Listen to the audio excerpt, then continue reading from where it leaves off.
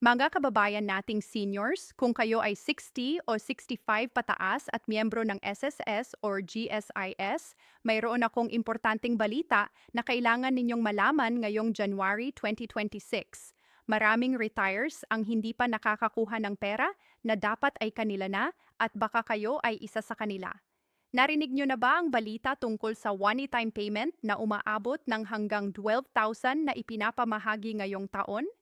Ito ay hindi biro at maraming pensioners ang pwedeng makakuha nito, depende sa kanilang status at kontribusyon. Pero ang problema, hindi lahat ay alam kung paano mag-apply, kailan ito darating o kung qualified ba talaga sila.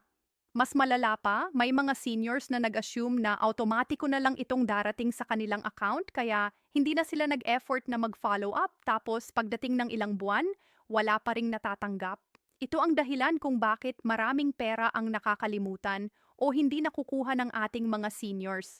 Kaya ngayong umaga uupo tayong dalawa dito na parang magkaibigan lang na nag-uusap sa hapag at tutulungan ko kayong maintindihan lahat ng detalye tungkol sa pension schedule ng SSS at GSIS para sa January 2026, kung paano ninyo makukuha ang on-time payment na YAI at mga practical na tips para hindi kayo maubusan ng pera o makaligtaan ang mga benepisyo na karapat-dapat sa inyo.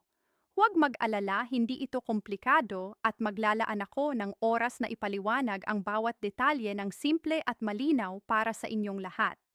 Kaya nga mga kaibigan, ang unang tanong na dapat nating sagutin ay ito: ano ba talaga ang one-time payment na ito at sino ang qualified? Tingnan natin ng mabuti.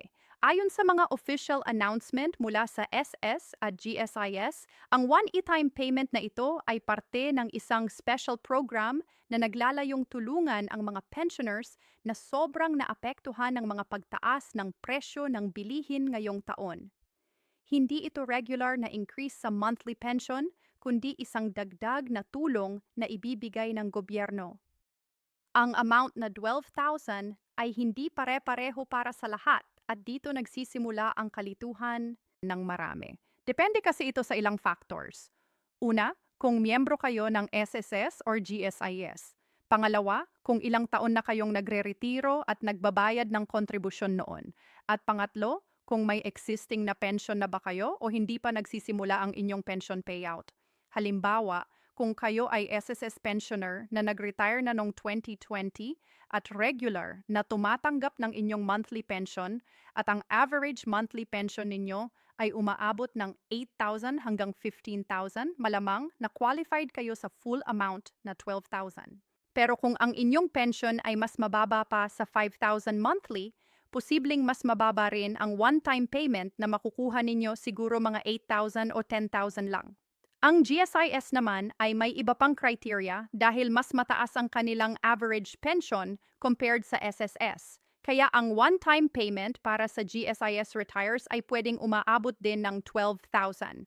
Pero sa ilang cases, lalo na sa mga mas mataas ang rango dati sa government service, pwedeng mas mataas pa ito, mga 15,000 hanggang 18,000 depende sa kanilang years of service at salary grade.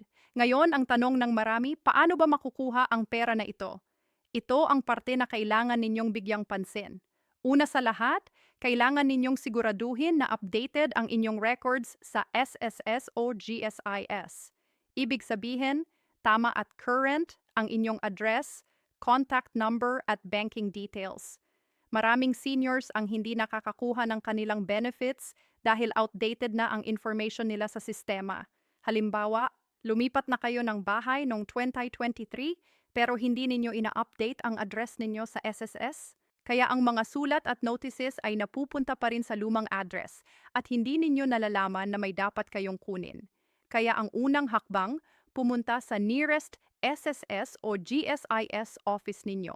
O kung mahirap para sa inyo ang maglakad-lakad dahil sa edad o kalusugan, pwede ninyong ipagawa ito sa isang trusted family member gamit ang authorization letter at photocopy ng inyong valid ID. Sabihin sa kanila na gusto ninyong i-verify at i-update ang inyong personal information. Dalhin ninyo ang inyong SSS o GSIS ID, valid government-issued ID. At kung meron ang latest copy ng inyong bank passbook kung saan nire-receive ang monthly pension ninyo. Sa SSS, Ang one-time payment ay direktang i-deposit sa existing bank account ninyo na nakalink sa SSS pension system. Kadalasan ay UMID card or Union Bank account. Sa GSIS naman, ito ay i-deposit sa Land Bank account ninyo na kung saan regular na dumarating ang monthly pension. Kaya importanteng aktibo pa rin ang bank account na yan at hindi frozen o closed. Tingnan din natin ang timeline ng payout schedule para sa January 2026. Ito ay critical dahil kung alam ninyo kung kailan dadating ang pera, makakapagplano kayo ng maayos. Ayon sa latest advisory na inilabas ng SSS noong last week ng December 2025, ang regular monthly pension para sa SSS retires ay ilalabas mula January 3 hanggang January 10, 2026. Kadalasan, ang mga naka-direct deposit sa Union Bank ay nakakakuha na ng kanilang pension sa first banking day ng month. Pero dahil holiday ang January 1, ang actual payout ay nagsimula ng January 3. Kung kayo naman ay naka-enroll sa other banks through PesoNet or Instapay, ang payout ay mga January 5 to 7 depende sa processing ng inyong bangko. Samantala, ang mga check pensioners, ibig sabihin yung tumatanggap pa rin ng physical check, ay makakakuha ng kanilang pension starting January 8 onwards sa designated SSS branches. Pero ingat, ang check option ay unti-unti nang ina-phase out ng SSS. Kaya kung kayo ay check pensioner pa rin, mabuting magtanong na sa SSS kung paano kayo makakapag-switch sa direct deposit para mas mabilis at sigurado. Para naman sa one-time payment na 12,000, ito ay hindi sabay-sabay na ibibigay sa regular pension. Ang schedule ng one-time payment ay separate at based sa pinakabagong announcement, ito ay magsisimula ng second week ng January, mga January 13 to 206. Ibig sabihin, makakakuha muna kayo ng regular monthly pension ninyo sa first week, tapos ang one-time payment ay darating sa second or third week. Kaya huwag magpanik kung sa January 5 na dumating ang regular pension ninyo. Pero wala pa yung 12,000. Normal lang yan dahil iba ang schedule ng release. Sa GSIS naman, mas organized ang sistema nila kumpara sa SSS, pero mas mahigpit din ang requirements. Ang regular monthly pension ng GSIS ay kadalasan ay credited every end of the month for the following month. Kaya ang January 2026 pension ay na-credit na sa land bank accounts ng mga GSIS pensioners noong last week ng December 2025. Kung hindi pa kayo nakakakuha, magpunta agad sa nearest GSIS office or tumawag sa kanilang hotline. Para sa one-time payment naman, ang GSIS ay nag-announce na ito ay i-re-release ng mid-January, mga January 15 to 22, 2026. Ang ay 12,000 para sa karamihan, pero ang mga dating government employees na may mas mataas na final salary at mas mahabang years of service ay pwedeng makatanggap ng hanggang 15,000 or mas mataas pa. Ang criteria ay based sa inyong average monthly compensation o AMC noon at kung nag-contribute kayo ng mahigit 20 years sa GSIS. Halimbawa, kung kayo ay teacher na nag-retire as master teacher, the SEN, at nag-serve ng 30 years at ang inyong monthly pension ngayon ay mga 25,000, malamang na qualified kayo sa higher bracket ng one-time payment, mga 15,000 to 10,000. Pero kung kayo naman ay utility worker na nag-serve ng 15 years lang at ang pension ninyo ay mga 10,000, ang one-time payment ninyo ay standard na 12,000 lang o kaya ay 10,000 depende sa assessment. Ngayon, usapang mahalaga ang mga posibleng CL backs o pagbabawas. Ito ang parte na hindi masyado pinopublish ng gobyerno pero kailangan ninyong malaman ang one-time payment na ito ay taxable ba o hindi. Good news para sa karamihan ng SSS at GSIS pensioners, ang one-time payment na ito ay considered as non-taxable benefit. Ibig sabihin, hindi kayo hihingian ng income tax dito. Pero may exception at ito ay para sa mga pensioners na may iba pang source of income na umaabot ng taxable threshold. Halimbawa, kung kayo ay retire pero may business pa rin kayo or tumatanggap ng rental income at ang total annual income ninyo including pension ay lumalagpas sa 250,000 per year. Posibleng may konting tax implication ito, pero kadalasan hindi pa rin dahil ang pension income ay generally tax-exempt sa Pilipinas under the law. Ang mas importante, ang club scenario ay nangyayari kung mali ang pagkakabigay sa inyo ng one-time payment. Halimbawa, nag-qualify kayo for 8,000 lang, pero dahil sa system error, nabigyan kayo ng 12,000. Kapag na-audit ng SSS or GSIS ang records ninyo, pwede nilang bawiin ang excess na 4,000 either through deduction sa future pension payments ninyo or through demand letter na kailangan ninyong bayaran. Ito ay nangyari na sa ilang retirees noong 2024 during the last special payout. Kaya importante na mag-double check kayo kung tama ba ang amount na natanggap ninyo. Kung may doubt kayo, pumunta sa SSS or GSIS at humingi ng detailed breakdown ng computation ng one-time payment ninyo. Mayon din akong importanteng tip tungkol sa mga hidden benefits na hindi alam ng maraming seniors. Bukod sa regular pension at one-time payment, ang SSS ay may mga additional programs na pwede ninyong i-avail. Una, ang SS Peso Fund Dividend. Kung nag-invest kayo dati sa SSS Peso Fund, ang dividends ay pwede ninyong maklaim every year. Maraming retirees ang nakakalimutan nito dahil hindi sila nag-aasikaso ng paperwork. Pangalawa, ang funeral benefit. Kung may miyembro ng pamilya ninyong namatay na SSS member, pwede kayong mag-claim ng hanggang 40,000 funeral assistance. Kailangan lang ninyong mag-submit ng death certificate at proof of relationship. Pangatlo, ang disability benefit. Kung kayo ay naging permanently disabled dahil sa sakit o aksidente, kahit na nagre-retiro na kayo, pwede pa rin kayong mag-apply ng additional disability pension on top ng retirement pension ninyo depende sa inyong condition at records. Sa GSIS naman, meron silang educational assistance program para sa mga anak or apo ninyo na nag-aaral pa. Kung qualified kayo, pwede kayong makatanggap ng scholarship grant or financial assistance para sa tuition. Mayroon din silang Medicare benefits na mas malawak kumpara sa PhilHealth. Kaya huwag kalimutang gamitin ang GSIS-ID ninyo pag nagpapagamot sa affiliated hospitals para makakuha ng discounts at coverage. Tungkol naman sa mga practical na tips para sa pag-maximize ng retirement income ninyo. Una, mag-budget ng maayos. Alam ko na mahirap lalo na kung limitado ang pension pero kailangan ninyong i-prioritize ang essential expenses tulad ng pagkain, gamot at utilities. Iwasan ang impulse buying lalo na pag dumating ang one-time payment na 12,000.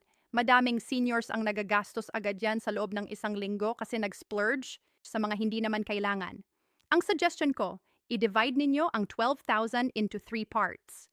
4,000 para sa emergency fund, 4,000 para sa planned expenses, tulad ng maintenance medicines o house repairs, at 4,000 para sa savings o pangdagdag sa monthly budget ninyo. Pangalawa, i-consolidate ninyo ang lahat ng benefits ninyo. Tingnan ninyo kung may SSS, GSIS, PhilHealth, senior citizen discount, at iba pang government benefits na din ninyo na a-avail. Maraming seniors ang hindi gumagamit ng senior citizen ID nila para sa 20% discount sa medicines at restaurants. Sayang lang yon. Pangatlo, kung may anak o kamag-anak kayong willing tumulong, huwag mahiyang magtanong ng assistance pero siguraduhin na transparent kayo sa finances para walang gulo. Pang-apat, mag-explore ng additional income sources na hindi physically demanding. Halimbawa, kung may lupa kayo or extra room sa bahay, pwede ninyong paupahan. O kaya, kung may skills kayo sa cooking or handicrafts, pwede kayong magtinda ng small scale. Kahit 2,000 to 3,000 extra per month, malaking tulong na yan sa budget.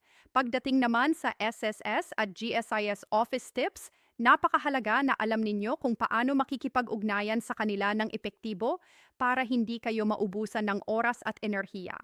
Una, iwasan ang peak hours.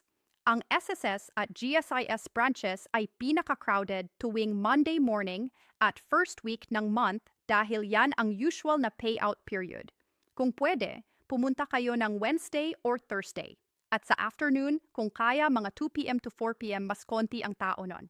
Pangalawa, dalhin palagi ang lahat ng required documents ng kompleto. Ang common mistake ng mga seniors ay pumupunta sa office na kulang ang papers, kaya uuwi na lang at babalik ulit sa susunod. Sayang ang pamasahe at effort. Ang basic requirements ay SSS GSIS, valid government-issued ID, driver's license, passport, senior citizen ID, postal ID, latest copy ng bank passbook or bank statement kung may transaction na related sa pension at authorization letter kung may representative kayo.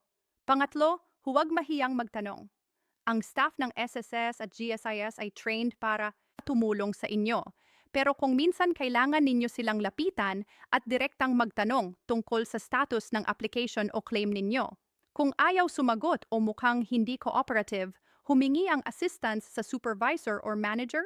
May karapatan kayong makahingi ng malinaw na sagot dahil taxpayer kayo at yan ang pera ninyo. Pang-apat, gamitin ang online services kung kaya.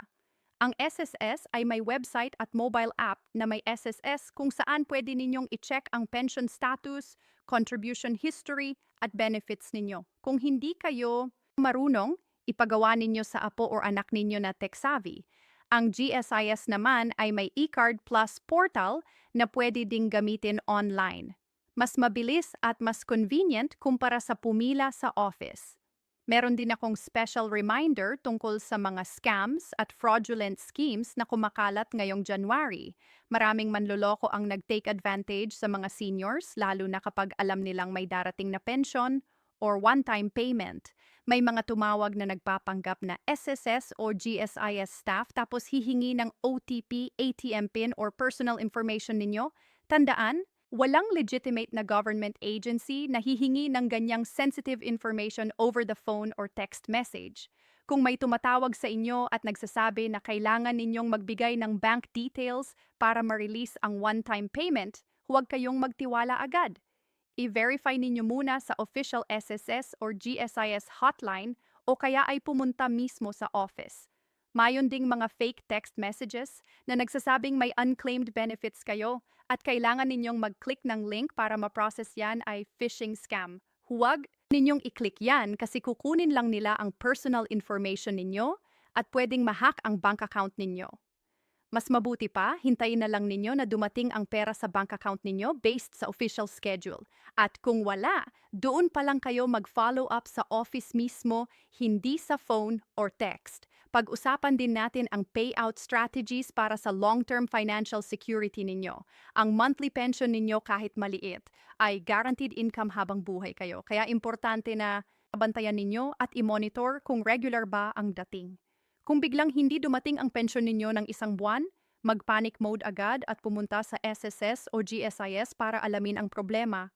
Minsan dahil sa system update o bank issues may delay pero kadalasan ay may underlying issue tulad ng outdated records or missing documents na kailangan ninyong ayusin. Para sa one-time payment naman, kung makukuha ninyo ito ngayong January, huwag ninyong isipin na ito ay regular na benefit na babalik next year. Ang one-time payment ay one-time lang talaga. Kaya kailangan ninyong gamitin ito ng wisely. Ang suggestion ko, i-allocate ninyo ang portion nito sa emergency fund at yung isa ay sa planned expenses na alam ninyong gagastusin ninyo rin naman sa darating na buwan. Halimbawa, kung alam ninyong sa March ay kailangan ninyong magbayad ng real property tax o kaya ay bilihin ang gamot ninyo for the next 6 months, i-reserve na ninyo ang portion ng one-time payment para doon. Huwag ninyong gastusing lahat ng 12,000 sa January pa lang kasi baka kulang kayo sa February o March. Importante rin pag-usapan natin ang role ng family members sa pag-manage ng pension ninyo. Maraming seniors ay umaasa sa anak o asawa nila para asikasuhin ang financial matters at okay lang yan kung may trust at transparency. Pero kailangan ninyong siguraduhin na hindi kayo totally dependent sa iba at alam ninyo pa rin kung nasaan ang pera ninyo at paano ito ginagamit. Maraming cases ng elder abuse na ang pensyon ng senior citizen ay kinukuha ng kamag-anak para sa sariling kapakanan nila, hindi na para sa senior. Kaya importante na may control pa rin kayo sa bank account ninyo at kung may ipinagagawa kayo, ipagawa ninyo sa trusted person talaga at huwag ibigay ang ATM PIN or banking password sa kung kani-kanino lang. Kung kailangan ninyong mag-authorize ng representative para sa transaction sa SSS or GSIS, gumawa ng proper authorization letter na may specified na purpose at duration. Hindi blanket authorization na pwedeng gamitin kahit kailan. Protektahan ninyo ang sarili ninyo dahil yan ay hirap-hirap ninyong pinagtrabahuhan noon. Ngayon sa mga susunod na buwan after January 2026, ano ang dapat ninyong bantayan? Una, ang regular monthly pension ninyo ay dapat tuloy-tuloy pa rin. Kaya every month i-check ninyo kung dumating ba ng time at tama ba ang amount. Kung may aberya, agad na mag-report. Pangalawa, ang mid-year bonus ng SSS at GSIS. Kadalasan ito ay nire-release ng June or July, kaya bantayan ninyo rin yan. Ang SSS ay may 13th month pension benefit na equivalent to 1 month ng pension ninyo. Pero hindi ito automatic. Kailangan ninyong qualified based sa years of contribution at pension status. Ang GSIS naman ay may year-end bonus at mid-year bonus depende sa kanilang board resolution for the year. Pangatlo, ang possible pension increase. Bawat taon, ang Congress ay nag-deliberate kung may ipapasa ba silang law para sa pension increase ng SS at GSIS. Noong 2024, may nag-propose ng 2,000 across-the-board increase para sa SSS pensioners, pero pa ito naging law. Kaya, importante na updated kayo sa news para alam ninyo kung may bago. Pang-apat, ang PhilHealth at Senior Citizen Benefits ay maaaring may changes din kaya bantayan ninyo ang announcements mula sa DOH at DSWD. Minsan, may dagdag na benefits or subsidies na inilalabas ang gobyerno para sa seniors, lalo na kung may crisis tulad ng pandemic or calamity. Gusto ko ring i-remind sa inyo ang importance ng health maintenance. Kahit gaano kadami ang pension ninyo, kung lagi kayong may sakit at ginagastos sa gamot at ospital, ubos din yan. Kaya mag-invest kayo sa prevention. Kumain ng masustansya, mag-exercise kahit light walking lang, uminom ng tubig, at huwag kalimutang mag-check up regularly. Gamitin ang PhilHealth at GSIS Medicare benefits ninyo para sa libreng or subsidized na consultations at laboratory exams. Maraming government hospitals at health centers ang nag-aalok ng senior citizen programs na libre ang blood pressure monitoring, blood sugar testing at basic medicines. Iwasan din ang bisyo tulad ng sobrang kape, sigarilyo at alak dahil yan ay nakakadagdag sa gastusin at nakakasama sa kalusugan. Mas mahalaga pa rin ang kalusugan ninyo kumpara sa pera. Pero kung maalagaan ninyo ang kalusugan, mas matitipid kayo at mas maraming maiipon. Sa pagtatapos, gusto kong i-emphasize na ang 12,000 one-time payment na ito ay isang blessing na dapat ninyong samantalahin. Hindi ito regular na benefit na darating every year. Kaya importante na gamitin ninyo ito wisely at i-prioritize ang mga kailangan. Ang SSS at GSIS pension schedule para sa January 2026 ay malinaw na nakaset na. Kaya kailangan lang ninyong bantayan ang bank account ninyo at mag-follow up kung hindi dumating ng time. Huwag kalimutang i-update ang inyong records, dalhin ang required documents at iwasan ang mga scams.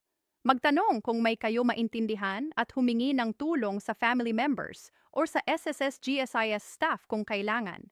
Ang gobyerno ay nandito para tumulong sa inyo, pero kailangan din ninyong maging proactive at informed para makuha ninyo ang lahat ng benefits na karapat-dapat sa inyo. Kayong mga seniors ay nagtrabaho ng mahabang panahon para sa bansang ito at deserve ninyo ang respeto at suporta. Kaya bantayan ninyo ang inyong pensyon, protektahan ninyo ang inyong pera at pahalagahan ninyo ang inyong kalusugan. Ang January 2026 ay simula pa lang at maraming pagkakataon pa na darating para sa inyo. Sana nakatulong ang video na ito para mas maintindihan ninyo ang inyong benefits at kung paano ninyo ito ma-access. Kung may mga katanungan pa kayo, mag-comment sa baba o kaya ay pumunta sa nearest SSS o GSIS office ninyo. Maraming salamat sa inyong pakikinig at sana ay maging masaya at masagana ang inyong taon. Ingat po kayo palagi at huwag kalimutang mag-pray at magpasalamat sa blessings na inyong natatanggap. Mabuhay ang mga seniors ng Pilipinas at mabuhay tayong lahat. Hanggang sa muli, mga kaiban, sana ay nakatulong ako sa inyo ngayong araw na ito. Salamat, God bless.